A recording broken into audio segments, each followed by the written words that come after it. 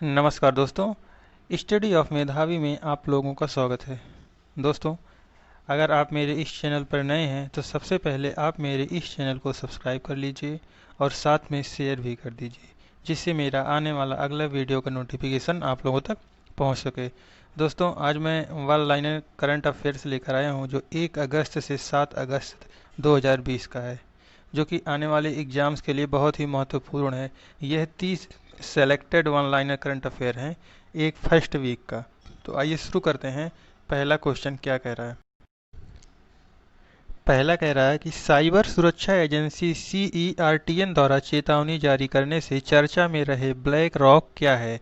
तो black rock है एक एंड्रॉयड मालवेयर है, एंड्रॉयड जो कि बैंकिंग गोपनीय डाटा को चुराता है। जो CERTN द्वारा चेतावनी जारी करने में चर्चा में रहे ब्लैक रॉक क्या है? ब्लैक रॉक एक एंड्रॉयड मालवेयर है जो कि बैंकिंग गोपनीय डाटा को चुराता है। आइए प्रश्न नंबर 2 पे चलते हैं। प्रश्न नंबर 2 कह रहा है ब्रिक्स पर्यावरण मंत्रियों की छठी बैठक की अध्यक्षता किस देश ने की है? तो किस देश ने की है? तो छठी मंत्रियों की बैठक की अध्यक्षता रूस ने की है। किसने की है? रूस ने की है। आइए प्रश्न नंबर 3 पर चलते हैं। प्रश्न नंबर 3 कह रहा है कि हाल ही में उत्कृष्ट पत्रकारिता के लिए किन्हें प्रेम भाटिया पुरस्कार प्रदान किया गया है? तो प्रेम भाटिया पुरस्कार प्रदान किया गया है किसको? एक है दीपांकर घोष को और दूसरा कौन है? पत्रकारिता website People's Archive of Rural India को प्रेम भाटिया पुरस्कार प्रदान किया गया। दोस्तों, ये वेरी इंपॉर्टेंट क्वेश्चन है, ये बहुत ही इंपॉर्टेंट क्वेश्चन है। ये पत्र पुरस्कार से संबंधित है और ये उत्कृष्ट पत्रकारिता के क्षेत्र में है, इसलिए आने वाले एग्जाम के लिए ये बहुत ही महत्वपूर्ण है। आइए प्रश्न नंबर 4 पर चलते हैं, देखते हैं क्या कह रहा है प्रश्न नंबर 4। प्रश्न नंबर 4 कह रहा है कि अमेरिका जीपीएस के समतुल्य स्वदेशी नेविगेशन सिस्टम बेइदू को प्रारंभ किया है। किसके द्वारा?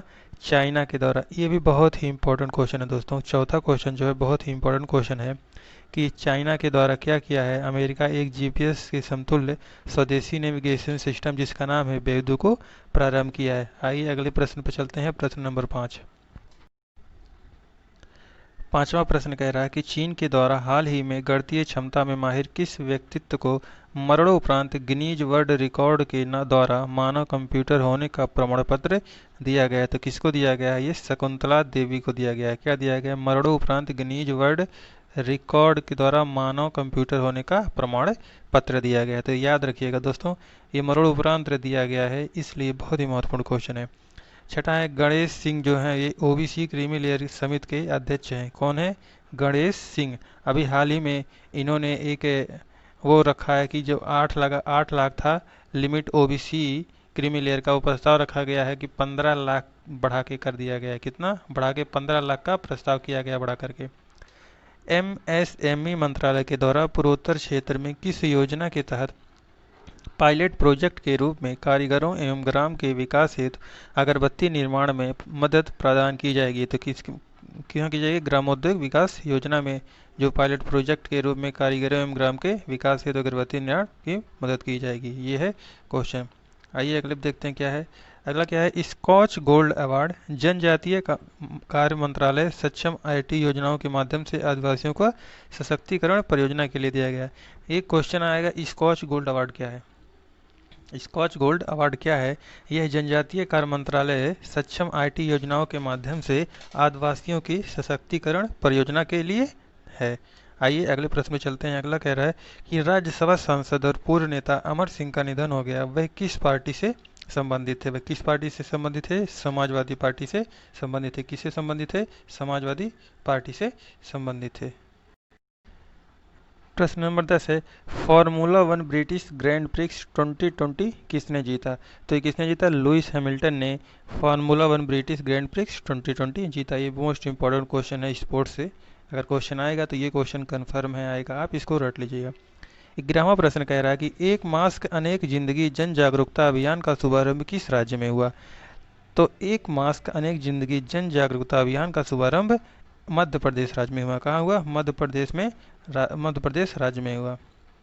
प्रश्न नंबर 12 चलते हैं। हाल ही में नीति आयोग द्वारा किन सार्वजनिक क्षेत्र के बैंकों के निजीकरण की सलाह दी गई है?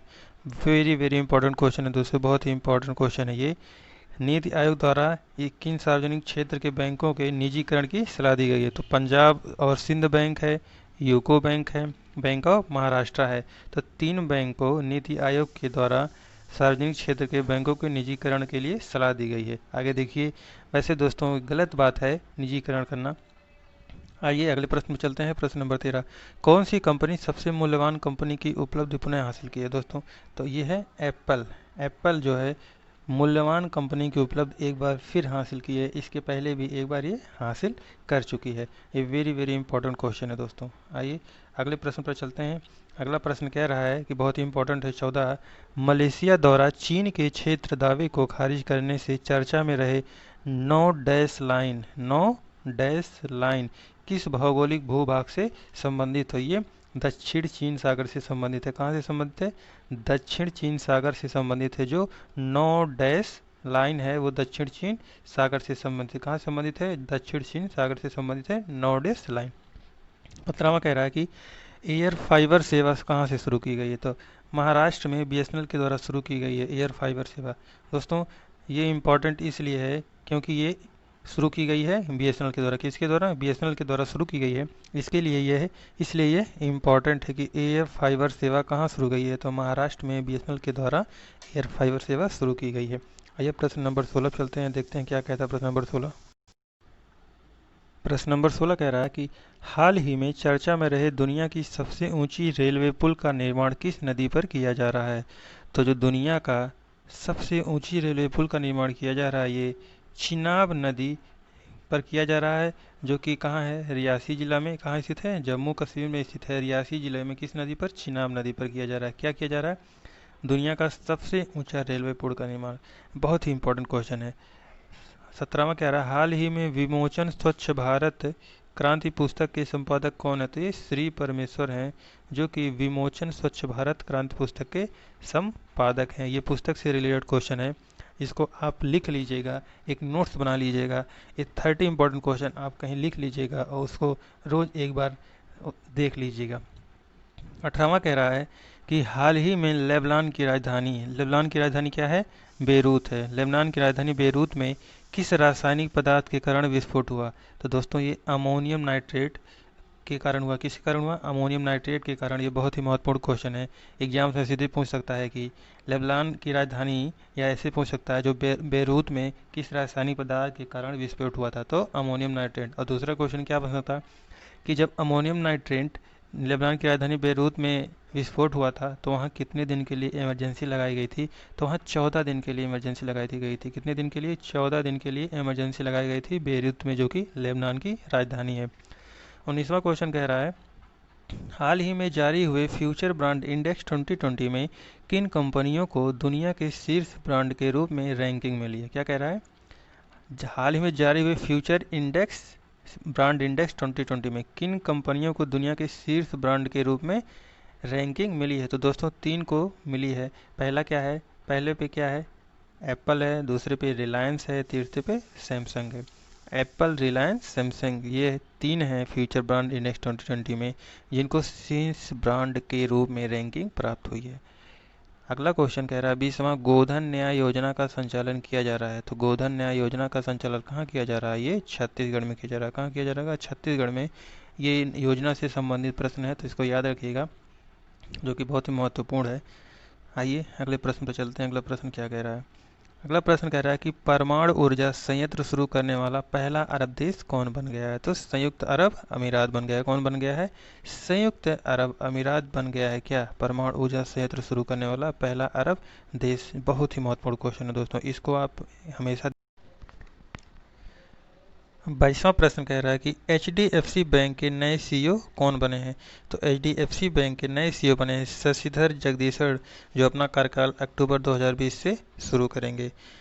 Most important question, question number 23, Bharat के नए CAG मतलब कैग किसको नियुक्त किया गया है? तो ये गिरीश चंद्र मुर्मू, जो कि 14वें कैग होंगे भारत के, इनको CAG के रूप में नियुक्त किया गया है। आपको कमेंट बॉक्स में बताना है कि यह है किस राज्य के उपराज्यपाल थे? तो ये जम्मू कश्मीर के उपराज्यपाल थे। 24वां कह रहा है कि भारत के किस राज्य में हिम तेंदुआ संरक्षण केंद्र स्थापित होगा, तो यह उत्तराखंड में स्थापित होगा। जो भारत का हिम तेंदुआ संरक्षण केंद्र स्थापित होगा वो कहाँ स्थापित होगा, उत्तराखंड राज्य में स्थापित होगा। आइए प्रश्न नंबर 25 पर चलते हैं, देखते हैं क्या प्रश्न नंबर 25 कह रहा है। प्रश्न नंबर 25 कह रहा है कि कोरोना से संबंधित सभी जानकारी के लिए बिहार सरकार ने कौन सा ऐप लॉन्च किया है, तो बिहार सरकार ने संजीवनी ऐप लॉन्च किया है। अगर बिहार का कोई भी आने वाले 2-3 महीने में एग्जाम से, तो ये क्वेश्चन जरूर रट लीजिएगा। कोरोना से संबंधित सभी जानकारी के लिए बिहार सरकार ने एक ऐप लॉन्च किया है जिसका नाम है संजीवनी। अगला क्वेश्चन है, सेबी के अध्यक्ष के तौर पर अजय त्यागी का कार्यकाल कितने महीने आगे बढ़ाया गया है, तो सेबी के जो अध्यक्ष थे, अध्यक्ष के तौर पर अजय त्यागी का कार्यकाल 18 महीना बढ़ाया गया है। अब क्वेश्चन में ये भी आ सकता है कि सेबी के अध्यक्ष के तौर पर कौन इस समय हैं, तो अजय त्यागी हैं। क्वेश्चन दूसरा ये आएगा कि जो सेबी के अध्यक्ष हैं अजय त्यागी हैं, उनका कार्यकाल कितने महीने के लिए बढ़ा दिया गया, तो 1.5 साल मतलब 18 महीने के लिए उनका कार्यकाल बढ़ा दिया गया। आपको सबसे आसान तरीका है याद करने का कि आप कोई यही जानिए कि जो अध्यक्ष हैं सेबी की वो कौन है, अजय त्यागी ही हैं।